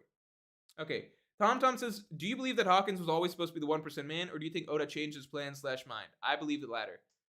Dude, I don't even know. I literally don't even, I don't know. I don't know. I have no way of... Okay, here's what I think. Here's what I think personally, which is that One Piece is an interesting mix of brilliantly planned out things, like absolutely brilliantly planned out things. And I think what we got last chapter, right, with the reference to the 200 years ago Fishmen, the attack on Red Line, the Fishmen getting whatever, right? I think in many ways, and that's been referenced before, that about 200 years ago Fishmen started getting rights, right? So things like that, really, really big overarching key pieces connecting. I think in that sense, Oda's planning is fucking... I have never seen anything like it. Long-term, broad scale, that sort of thing. The key pieces of the story that he's trying to connect together. It's amazing. I think, at least within the context of the Wano arc, there are so many things, especially during the Onigashima raid, where it's just stuff that's kind of set up, doesn't go anywhere, or it's kind of off-screen, or it's like, why was that even a plot point in the first place, or whatever. Like, really, really random stuff. Like, characters saying, like, okay, I'm going to go do this mission or something like that. And then the mission is kind of like, there's like random little reference panels to it happening. And then later on, it's just like that thing is nixed or forgotten about or something like that. Or it's just like, oh, wait, that didn't actually matter. There's so much of that throughout Onigashima, right? I personally think that when you're talking about the 1% man situation, at the end of the day, Oda's having to pump out manga weekly, right? He's having to do things weekly. And to keep competing with all of these other storylines and everything, like other series and everything like that, you have to include interesting bits of information in every chapter, right? You have to, how do I say this? you need to keep teasing the reader or adding like little twists or little hints or little cliffhangers or little question marks or whatever, right? Um, I don't know. Like with the 1% Man thing, it's entirely possible that Oda's just writing the chapter for the week. He's trying to think of some interesting, mysterious dialogue between Hawkins or whatever, and he comes up with, well, there's a 1% chance of survival. Maybe Oda had something in mind right then, or maybe he already had Hawkins in mind, but he chose to deliberately frame it in a way that made it sound like it's obviously not Hawkins talking about himself, just to make the chapter itself more interesting, right? So it's not necessarily like Oda making something up later on. Maybe he always planned Hawkins to have foreseen his own defeat, but Oda chose to frame it in for that week's chapter, right? When he brings up the 1% Man quote, for that week's chapter, Oda maybe just chooses to frame it in the most mysterious or misleading way possible so as to just add more excitement to the weekly reading experience. That's just a product of having to pump this shit out I don't mean like it sounded very aggressive, but like, yeah, you're having to pump out a story every single week, which is insanely hard, especially with as much going on in Onigashima as there was going on. That's why I think that when we think of One Piece's brilliant planning, we're thinking about the overarching stuff for the most part, things that are connecting from hundreds and hundreds of chapters back, because that's stuff that Oda's getting to really exercise his long-term vision for, right? Those are things that he's doing in his, the days that he's not just straight, like, if you see his work schedule or whatever, which he explained at some point, there's the days that he has to write the dialogue for the chapter, sketches, final inking, etc. Then days that he gets to sit down and plan the long-term story of One Piece. So that stuff is inherently going to be more consistent, more logically thought out or whatever than whatever he's doing week to week, chapter to chapter. I think Onigashima has a lot of stuff like that. But yeah, that's my thought on the 1% Man. I don't think it's even necessarily something like Oda forgetting or changing his mind or something. If I had to throw out my random baseless guess from me sitting here at my computer, it would probably just be like, maybe Oda always thought Hawkins thought that they were going to lose, but he just wanted to frame things to make it sound more spicy or interesting for the moment. So he said he had Hawkins say what he said. Direct says, oh no, we covered Direct. Dom the Mom says, how far do you think Vegapunk be on the strength list? Always love your content, like the stream, please. So Vegapunk's an interesting case, and actually tomorrow's video is kind of going to be very relevant to that, so watch out for that. I'm not going to expand on what I mean by that right now, but I think Vegapunk's an interesting case. I think Vegapunk is an extremely dangerous, extremely dangerous figure if you really think about it. Where are we at? Yeah, the Slith Ice says so misleading, even the anime got it wrong. Dude, I every once in a while, people try and push the argument that the anime really knows, like, the secrets of the story, etc. Therefore, everything the anime does is canon, and that the anime has the inside ear or inside scoop from Oda. No, it doesn't. There's so many things that are easily disprovable about that. The 1% Man is a perfect example. They don't know what the fuck, like, Oda's thinking way out ahead. Oda probably gives them some ideas of like, don't do this, don't do that. But if you look throughout the anime, like on a broad scale, but if you look throughout the anime's history, it's riddled with random inconsistencies and stuff, like straight up inconsistencies. Oda is not pouring over every anime script to make sure that every single thing is accurate. People exclusively use the anime when they want to power scale it for their own personal agenda. That's what the anime has basically become. When when something happens that they like, they're like, of course Oda pours over every episode of the anime and approves everything. Of course Oda's always doing that. It's like, no, it's a fucking adaptation. There are quotes of like Oda like having dialogue with the anime people or whatever, but that doesn't mean he's like fucking pouring over and being like, oh no, make sure that this interaction goes exactly this way. No, don't make this little back and forth go that long or something like that. He has better shit to do with his time, way more important shit to do with his time. Like, it's so easily disprovable. There's so many things that you can look at and be like, obviously the anime does not line up with the manga. Obviously the animators don't know exactly what Oda is thinking anytime they do something.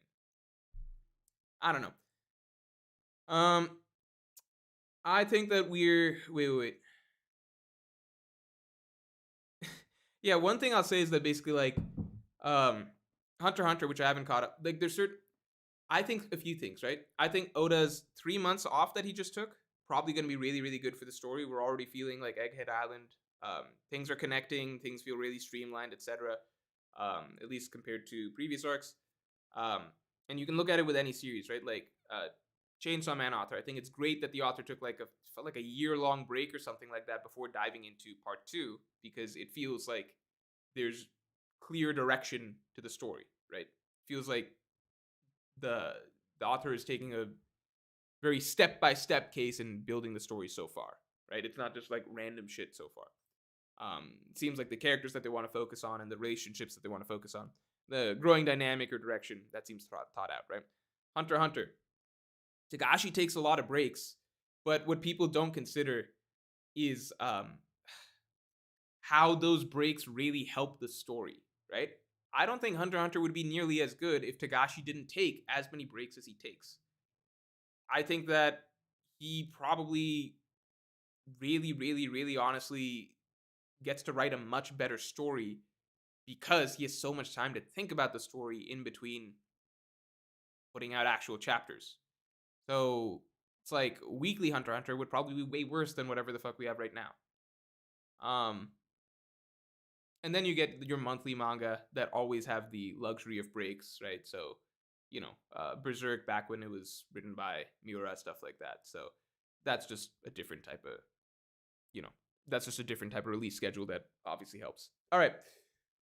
I think we're good. Hackbach says Oda took 3 months off. What the fuck? I don't know. Or not 3 months. You know what I mean? A month off. He took a month off. I got it mixed up. Who took 3 months off? Someone recently. Black Clover author took 3 months off. I think stuff like that's good for the story, right? Oda's was just a month break. Stuff like that's just good. It's just better. It's great when studios allow or not studios. You know what I mean. It's great when the publications allow these authors to take breaks that they've earned, right? Like, you've been writing for this long, you've earned some time to take a step back and then come back and make sure that your story is just as good, if not better. Yeah, nothing more to say about that, really. All right, guys. Phantom Greyfire's telling me to check Discord after stream. All right, we'll do. All right, guys. I will talk to you all later. Thanks for tuning in. Wait. Nobody leave. One important thing. Nobody leave. Everybody stay. All right. Everybody leave. One important thing. All right. I'm going to give you a few shows. You tell me what you would be interested in potentially watching me react to. What to watch? Regular show? What's the other stuff? Is it just regular show? Is that the answer? Should I just be listening to regular show?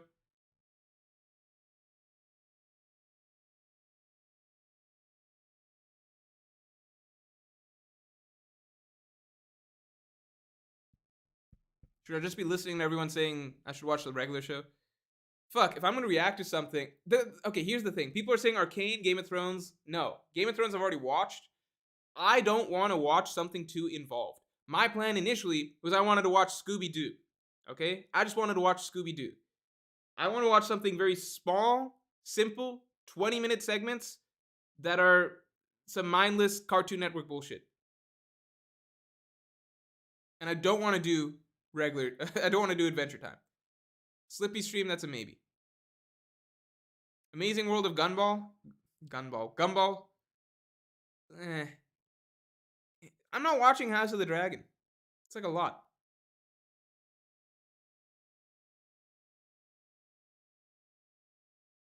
Owl House? I've never heard of that. Play Overwatch 2 with me. Let's climb to Diamond. If you think I can get you to Diamond, bro, I don't know. I played Overwatch 1. That's the only Overwatch I played. The highest I got there, I was in gold when I dropped it. I didn't play it that much, though. Could play Melee. I will do a Melee stream. That's coming. Don't worry. No, I can't do Scooby. You guys already voted against Scooby-Doo. You guys said regular show is what I should do. I'll roll with the regular show. Tuna Sub says regular show episodes are 10 minutes, so even better. Oh, fuck. I guess I'm doing the regular show. All right, I might do a regular show stream. We'll do it. Let's do it. Okay, it'll be regular show at some point. Thanks for letting me know, Tuna Sub. Appreciate it. Phantom Gray versus watch Rings of Power. It's terrible. Thanks, Phantom. I won't. I'll watch out for your Discord message in a second, though.